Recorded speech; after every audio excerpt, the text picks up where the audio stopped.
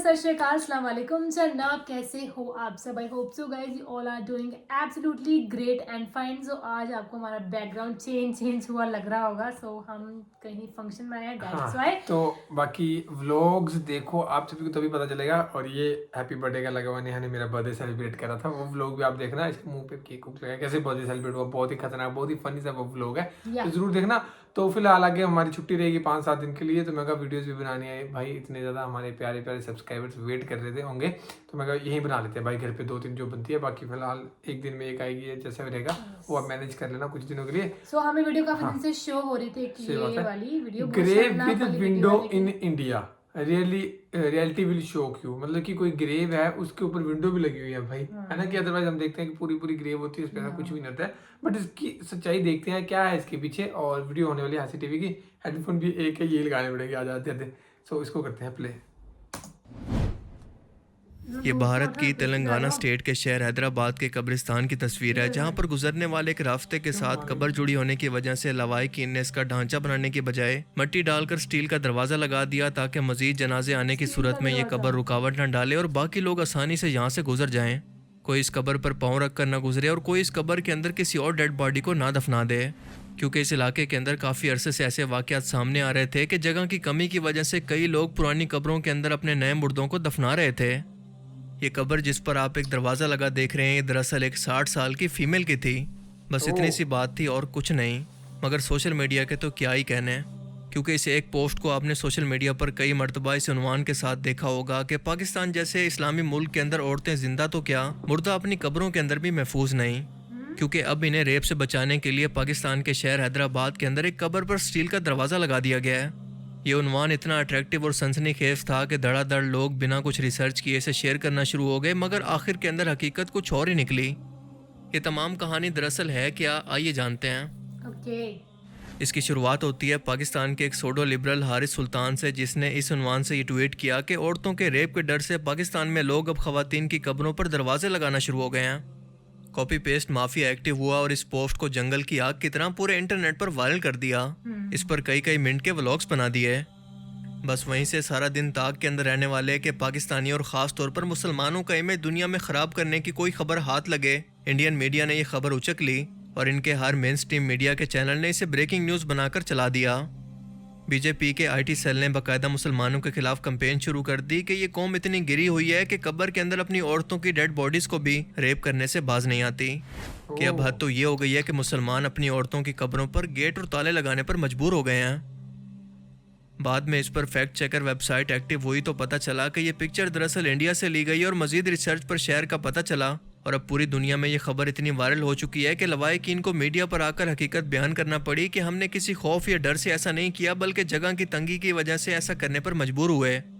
लेकिन अफसोस है हमारे थर्ड क्लास दानिश्वरों पर, जिनको पाकिस्तान और मुसलमानों के खिलाफ जहर उगलने का मौका चाहिए।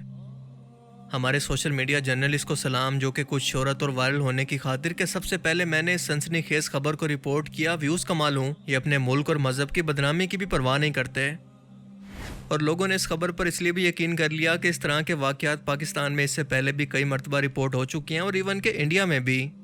जी हाँ, ये सच है कि पाकिस्तान के अंदर ऐसे वाक़यात भी हो चुके हैं कि जहाँ पर कुछ ज़हनी मरीज़, कुछ साइकोपैथ लोगों ने कब्रों से औरतों की लाशों को निकाल कर भी इनसे ज़्यादती की।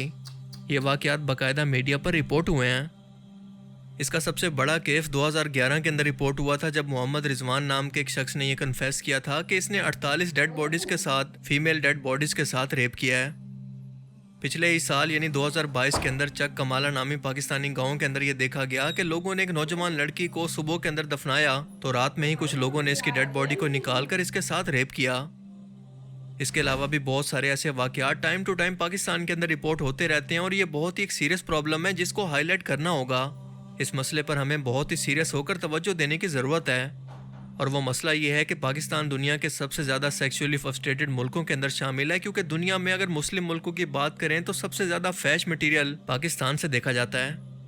यहाँ पर लोग नफ्सियाती मसाइल का शिकार हैं, जिन पर तवज्जो देने के बजाय और इनका साइकोलॉजिकल ट्रीटमेंट करने के बजाय इन्हें पागल कहकर सोसाइटी से कट ऑफ कर दिया जाता है और वो कोई जुर्म करके अपनी बाकी उम्र जेल के अंदर गुजारते हैं या कोई ना कोई इस तरह का नया काम करते हैं जो कि इससे पहले सोसाइटी के अंदर कभी ना सुना गया हो। हमारे मुल्क में साइकोलॉजिकल ट्रीटमेंट को सीरियस नहीं लिया जाता, जो कि आने वाले वक्त के अंदर इस तरह के मजीद वाक़यात के अंदर इजाफा करेगा। अगर हुकूमत इसे सीरियस ले तो जेलों के अंदर भी ऐसे मरीजों को ट्रीटमेंट करना मुमकिन है और ठीक होने के बाद वो वापस आकर सोसाइटी के अंदर कुछ ना कुछ कंट्रीब्यूट कर सकते हैं। इस्लाम ने औरत को किसी भी मज़हब की तालीमात के मुकाबले में सबसे ज़्यादा हकूक़ दिए हैं। जो फैमिली सिस्टम के अंदर मकाम और इज़्ज़त पाकिस्तान की औरत को हासिल है या इस्लाम के अंदर औरत को हासिल है, वो दुनिया के किसी भी तरक्की याफ्ता मुल्क के अंदर आज भी किसी औरत को हासिल नहीं। पर अफसोस कि आज भी पाकिस्तान के अक्सर कबायली इलाकों के अंदर औरतों को वो हकूक़ नहीं मिलते जो कि इन्हें इस्लाम ने दिए। पूरे मुल्क में ख़वातीन पर घरेलू तशद्दुद के वाक़यात बहुत ज़्यादा रिपोर्ट होते हैं, पर आप सोचें कि क्या इसका हुक्म इन लोगों को इस्लाम ने दिया है या पाकिस्तान का कानून इनको ऐसा करने की इजाज़त देता है, या ये इनकी खुद की जहालत है जो कि नस्ल दर नस्ल इनको अपने आबा व अजदाद से ट्रांसफ़र हुई है कि मर्द वही है जो कि औरत को पाँव की जूती बना कर रखे, इसे सिर्फ इस्तेमाल की चीज़ समझे, जैसा कि ज़माना जालियत के अंदर इस्लाम आने से पहले हुआ करता था। देखें, जब भी आप किसी मुजरिम को पकड़कर सज़ा देते हैं तो इसके मुल्क और मज़हब का इस पर लेबल नहीं लगाते। इस तरह के मुर्दा औरतों के साथ रेप के वाक़यात पाकिस्तान नहीं बल्कि दुनिया भर के अंदर रिपोर्ट होते हैं, क्योंकि ये एक ज़हनी बीमारी है जिसे वर्ल्ड हेल्थ ऑर्गेनाइजेशन ने एक ख़ास नाम दिया है जिसे कहते हैं नेक्रोफीलिया। और साइकोलॉजिस्ट इसकी 10 किस्में बयान करते हैं कि इस बीमारी की शिद्दत बढ़ने के साथ साथ मरीज़ क्या महसूस करता है।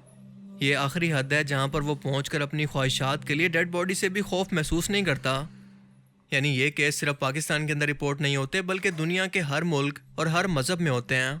क्या ऐसे ही ज़हनी मरीज़ और सेक्सुअली फ्रस्ट्रेटेड लोगों के जानवरों के साथ ज़्यादती के वाक़यात रिपोर्ट नहीं होते? क्या चाइल्ड रेप के वाक़यात दुनिया भर के अंदर रिपोर्ट नहीं होते?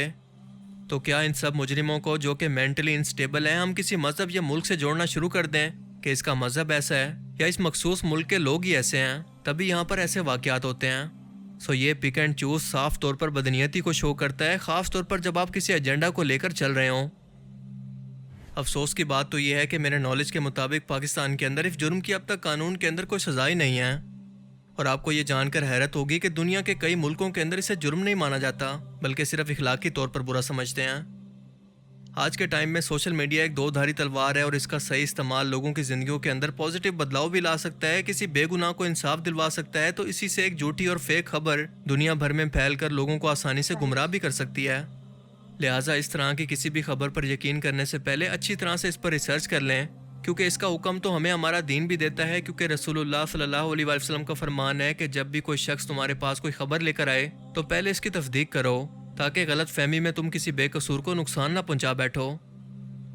लिहाजा आपका एक क्लिक किसी बेकसूर की ज़िंदगी के साथ साथ किसी मुल्क तक के इमेज को ख़राब कर सकता है। अल्लाह ताला हमें समझने की और नेक अमल करने की तौफीक अता फरमाए। सो गाइस, ये थी वीडियो कि पाकिस्तान में जो ग्रेव हैं उनके ऊपर जो है ताले लगा के बंद करी गई है, तो इसको बहुत लोगों ने बहुत ही नेगेटिव वैसे भी फैलाया है कि ऐसे पाकिस्तान में रेप्स के कारण मतलब कि इसे करा गया है कि कुछ लोगों ने ऐसा हुआ है वहाँ पे कि जो लड़कियाँ या औरतें मर गई उनके साथ भी गलत काम किए गए हैं, उसके डर से लगाया, लेकिन ऐसा नहीं था। कोई जगह की तंगी होने के कारण ही उन्होंने ये चीज़ वहाँ पे लगाई थी, जो कि एक सरासर मतलब कि गलत चीज़ लोगों ने फैला दी थी। सो ये उन्होंने कंसेप्ट बिल्कुल ही ज़्यादा क्लियर कर दिया, और वहाँ आई थिंक वहाँ नहीं हर जगह ये चीज़ नॉर्मल हो चुकी है आजकल। सही बात है। और सही कह रहे हैं कि इस चीज़ की कोई भी आई थिंक सज़ा ही नहीं बनी हुई आज तक, हमने सुनी नहीं कि किसी को सज़ा मिली हो।